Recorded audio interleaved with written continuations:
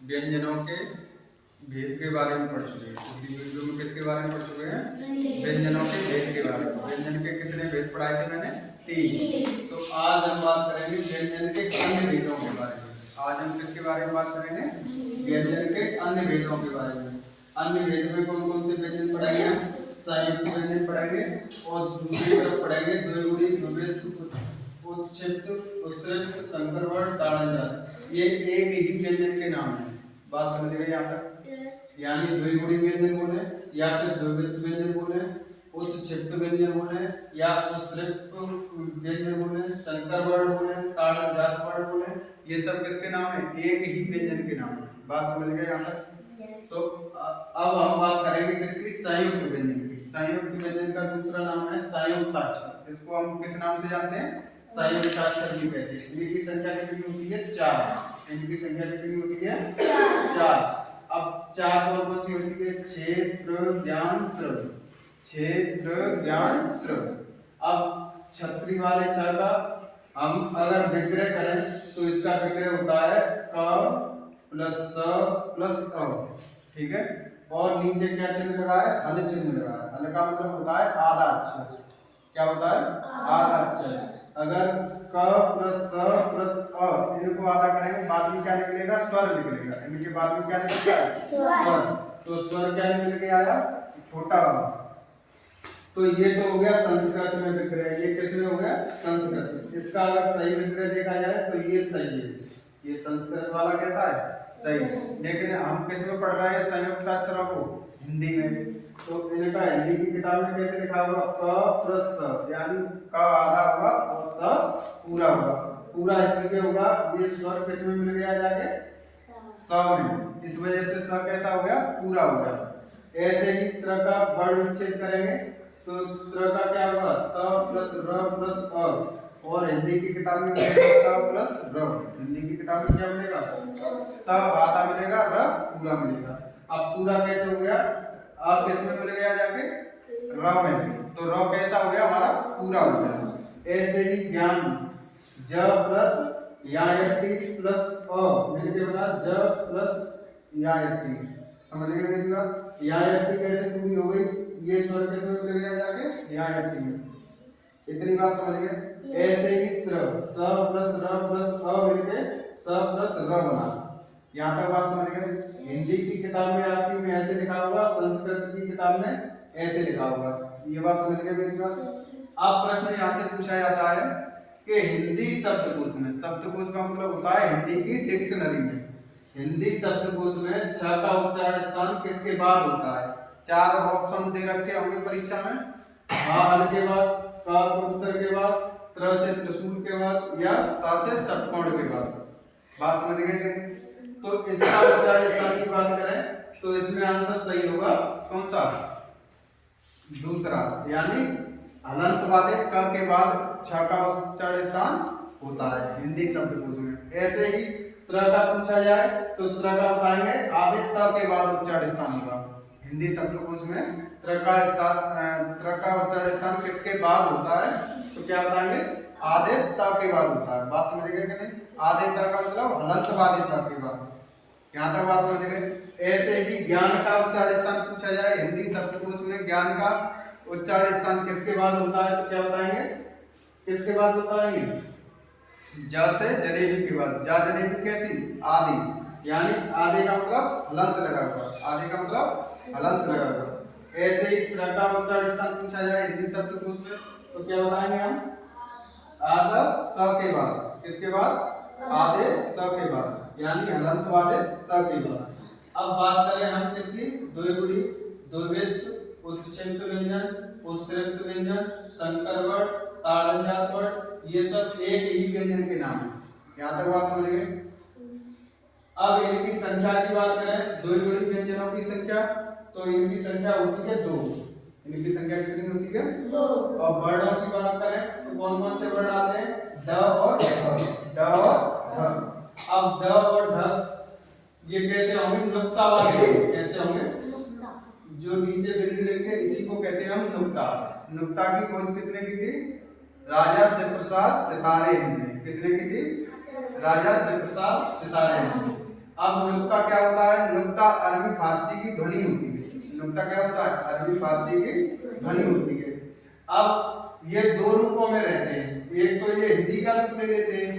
पहले ये किस में थे? बिंदी नहीं लगी थी, कल ये किसका रूप था? हिंदी का। और जैसे इनके नीचे बिंदी लग गई तो ये किसका रूप ले लिया? अरबी भाषा का। तो अरबी प्लस हिंदी, यानी हिंदी प्लस अरबी दोनों दो भाषाओं के योग से बनते हैं। किन दो भाषाओं के योग से बनते हैं? हिंदी और अरबी भाषाओं के योग से बनते हैं।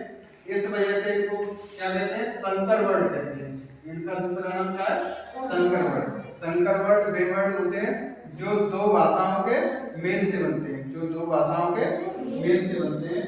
हिंदी और अरबी का गुण रखते हैं, इसी वजह से इनका नाम हो गया द्विगुणी। ये कितने गुण रखते हैं? दो गुण। हिंदी का गुण रखते हैं और अरबी भाषा का गुण रखते हैं, इस वजह से इनका नाम रख दिया द्विगुणी व्यंजन। यहाँ तक बात समझ में आ गई। अब इनका प्रयोग कैसे होता है कि अगर हिंदी में कोई शब्द लिखा है, पहले स्थान को छोड़कर अगर किसी स्थान पर ये आते हैं तो इनके नीचे क्या लगाया जाता है? नुक्ता लगाया जाता है। बात समझ गए? जैसे मैंने लिखा डकार, तो डकार। अब ये पहले स्थान पर आया तो इसके नीचे नुक्ता का प्रयोग नहीं करेंगे, इसके नीचे नुक्ता का प्रयोग नहीं करेंगे। अगर पहले स्थान को छोड़कर ये किसी भी स्थान पर आता है तो इसके नीचे नुक्ता का प्रयोग करेंगे। जैसे मैंने लिख दिया सड़क, अब ये कौन से स्थान पर आ गया? दूसरे स्थान पर आ गया। तो यानी पहले स्थान को छोड़कर ये किसी भी स्थान पर आता है तो इसके नीचे नुक्ता का प्रयोग किया जाता है। बात समझ गए मेरी बात? यहाँ तक बात समझ गए? ऐसे ही सड़क किसका उदाहरण है? द्विगुणी व्यंजन का उदाहरण है। अब इसमें लिखा है कि द्विवित्त व्यंजन। द्विवित्त का मतलब होता है कि जो दो गुण रखते हैं, यानी जो अपने डबल रोल में होते हैं। कैसे होते हैं? Double role. डबल रोल जानते हो? जो अपने ही शक्ल के दूसरे बन जाते हैं। बात समझेगा कि नहीं? उसी को तो कहते हैं डबल रोल। जैसे 4 चम्मच किसमें जुड़ा है? 4 चम्मच में। का कबूतर किसमें जुड़ा है? का कबूतर में। लाल लड्डू किसमें जुड़ा है? लाल लड्डू में। यानी अपनी ही शक्ल के व्यक्तियों में मिले हैं जाके। बात समझेगा कि नहीं? जैसे का कबूतर से 4 चम्मच, 4 चम्मच से, यानी अपनी ही शक्ल के व्यक्ति से मिल जाए तो इनका गुण कैसा हो जाता है? द्विगुणी हो जाता है। बात समझ गए? तो सच्चा, पक्का, ये सब किसके उदाहरण है? द्विगुणी व्यंजन के उदाहरण है। किसके उदाहरण है? अब प्रश्न कैसे पूछे जाते हैं कि निम्नलिखित में से द्विगुणी व्यंजन का उदाहरण कौन सा है? परीक्षा में प्रश्न कैसे पूछे जाएंगे? निम्नलिखित में से द्विगुणी व्यंजन का उदाहरण कौन सा है? अब 4 ऑप्शन दे रखे होंगे। 4 ऑप्शन कैसे होंगे? जैसे मनोज, संबल, कंबल, दिल्ली। अब डबल रोल में कौन सा है? इसमें बताओ जल्दी। इसमें डबल रोल में कौन सा है?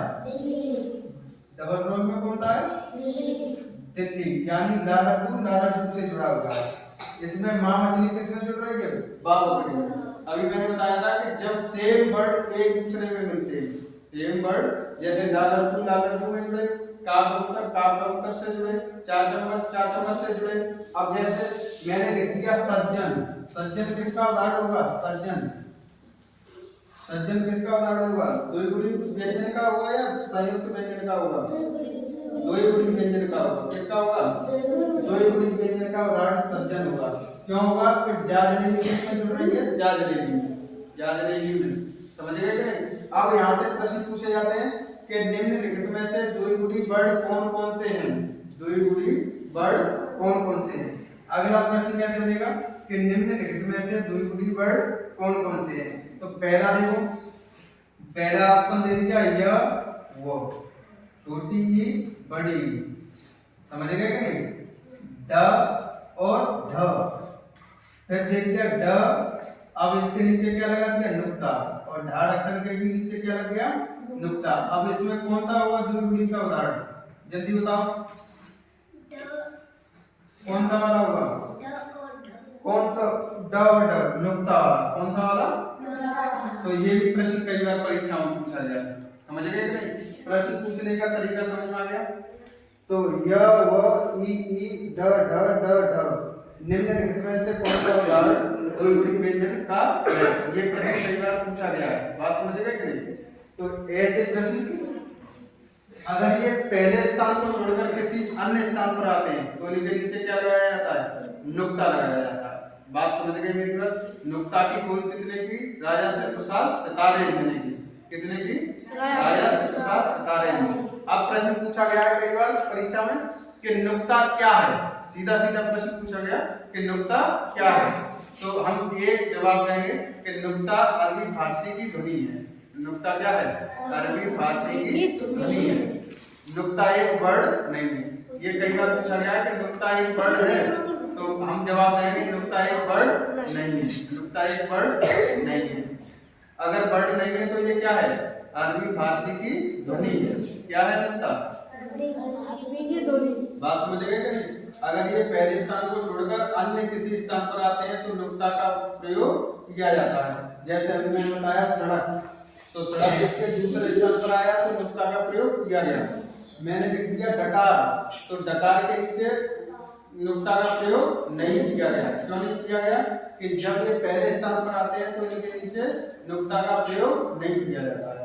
बात समझ गए कि नहीं? ये दो भाषाओं का मिश्रण रखते हैं, हिंदी और अरबी का। हिंदी और अरबी का, इसी वजह से इनको क्या कहते हैं? संकर वर्ण कहते हैं। इसी वजह से इसका दूसरा नाम हो गया ताड़न्या। संख्या की बात करें तो दो, ड और ढ, ड और ढ। इसके कई सारे नाम होते हैं। द्विगुणित व्यंजन, द्विविध व्यंजन, उच्छिष्ट व्यंजन, उत्तरिक्त व्यंजन, संकर वर्ण, ताड़न्यात वर्ण। ये सब किसके नाम है? द्विविध व्यंजन के ही नाम है। बात समझ गए?